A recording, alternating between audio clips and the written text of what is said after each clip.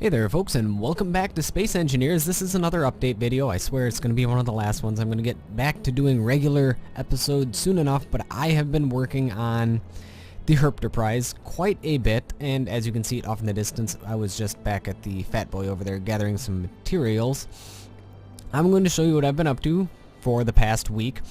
As you can see, the nacelles are finished. The back end of this is not finished. It looks a little bit wonky right now. Also, the bottom's not finished, but I will show you what I have been duteously doing, I guess you could say. Alright, let's turn on our heads-up display. I have been, as you can see, working on this particular section. We're going to take a look at it in a little bit. First, I want to put some uranium in these reactors so I can show you how this ship is going to be working. So here we have another 8 reactors, so we're going to put another 6 uranium in each one of these. And we're going to take this ship for a little fly around because we have the gyroscopes in it now. And we did use a mod. I will show you what mod we used. Let's take a look.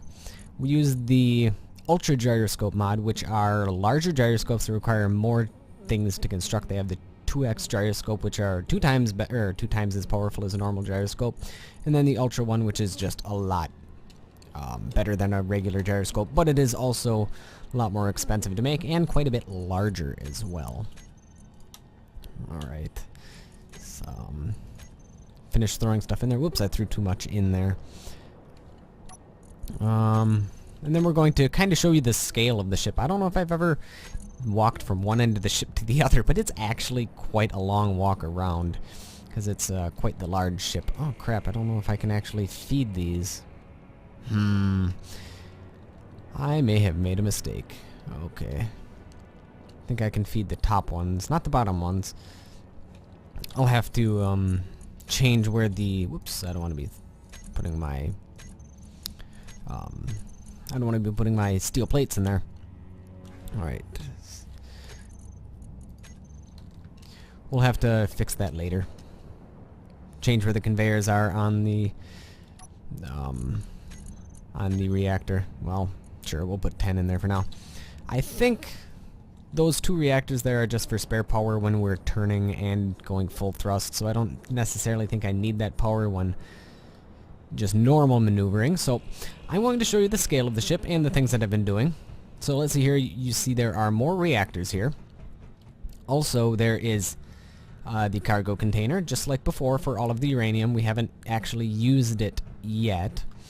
As you notice, this is all walled off now. And you'll see this other conveyor system on this side and on this side that doesn't seem to be attached to the reactors, and there's a very good reason for that. If we walk over here, turn on our jetpack, we fly all the way up.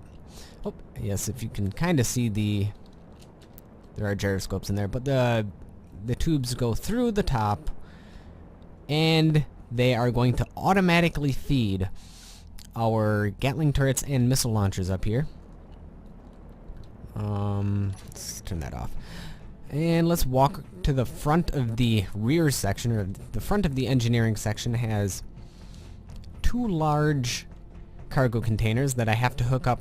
They're going to go through the roof, and there's going to be a little feeding system that's going to automatically feed these. And the conveyor system is actually going to go through the entire ship. That's going to automatically feed all of the weapon systems, which I'm going to eventually put just about everywhere. And the conveyors are probably going to go down as well, and we're going to put some armament on the bottom of the ship as well. So right now we are on the A deck, or the first deck on the engineering section. We are going to go to the second deck. The only way up there so far is I have this kind of cobbled together staircase. And here we are. This is the second deck. These are the... oh yes, I have some backup reactors that I'm going to have to fuel eventually. So those are the emergency reactors. And here are the ultra gyroscopes. They look the same as regular gyroscopes, just scaled up a little bit, or a lot. Here are the 2x gyroscopes. And I don't think I have any normal gyroscopes in here. Not that I really need them. This is more than enough to rotate the entire ship. And dear lord, did it take a long time to make all of that.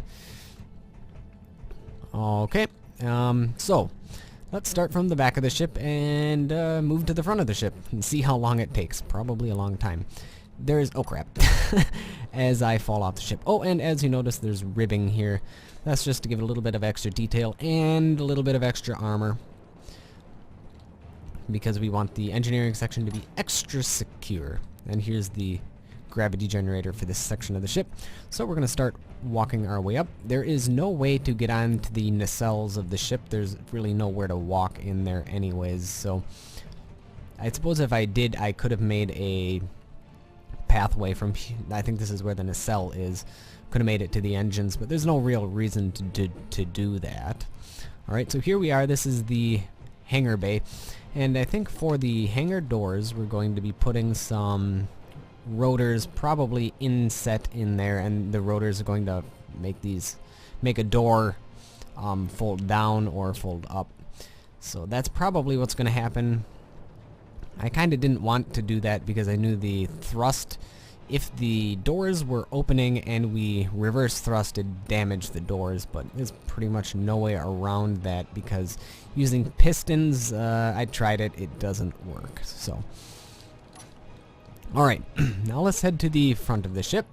Let's use our pathways that we made. Let's fly on up. There's, oh, and I did it far too fast, and I lost all my crap. So that's unfortunate. We're gonna use the escape pod, respawn, spacesuit, medical room 3, respawn. I hope this is the right area. Okay, so we respawned, in or next to the Herpterprise. Oh, that's why my inertial dampeners weren't on. Of course I died. So, I'm gonna go gather my stuff that I foolishly lost while flying into the ceiling at breakneck speeds. Here's my dead body. Okay, let's loot you. Oh, I don't need a welder, or a grind, or a jackhammer, or whatever that is, a hand drill. Don't need that. Okay, out of the way, dead body. Okay, well, I guess we're not going to be using the passageway because my dead body's blocking it, but you get the idea. We can just walk across here instead of flying up and over and down. We'll just use the stairs and try not to die. Okay. Success in not dying, that is. We'll close the door. Another mod pack that I have installed is something that adds, well, the Regent tables. I think you've seen that one before, but there's also a pool table, or, well, snooker, or I'm not sure. They also have double beds, pool tables. We're also going to put large bunk beds in the crew quarters, but that is for later. We don't actually know where the crew quarters is going quite yet. Down here is still just not sure what. And in here, just like last time, haven't really altered it much. It's the area where we're going to fire our guns from for remote controlling all of our guns. Up on top, just like normal, nothing's changed. We're actually going to fly this around to show you the capabilities of this. Let's, I'm zoomed out as far as I can possibly zoom out, but let's make sure we're not going to hit anything. And full speed. We're using about 80% of our power without turning.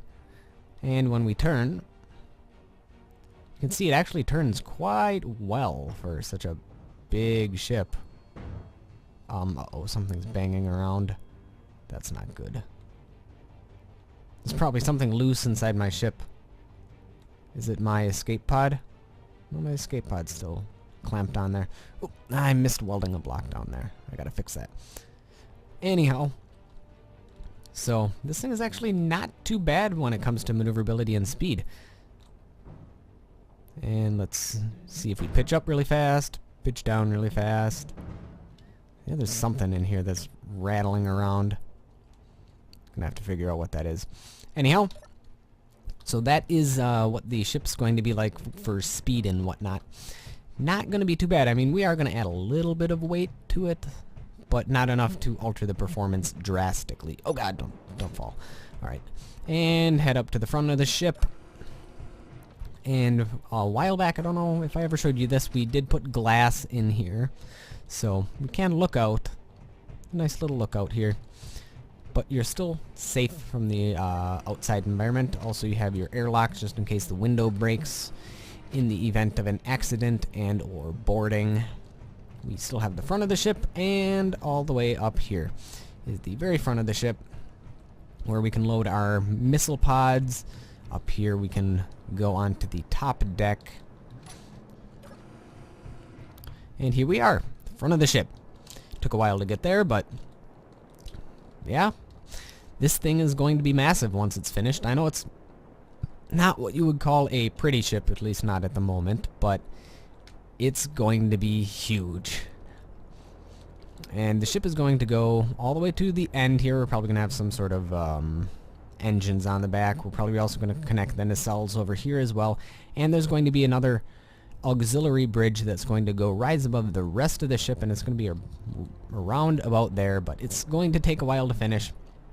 And I might actually start doing actual Space Engineers episodes again in the meantime, because I think it's just going to take too long to finish if I were to just sit and work on it like I have been. So anyhow, we've made a tremendous amount of progress on this in the past couple of weeks, and it's starting to come together. So I'll keep you guys posted, and we'll have some new Space Engineers episodes to come. So thank you folks for watching. This will be it for this short episode. I will see you folks next time.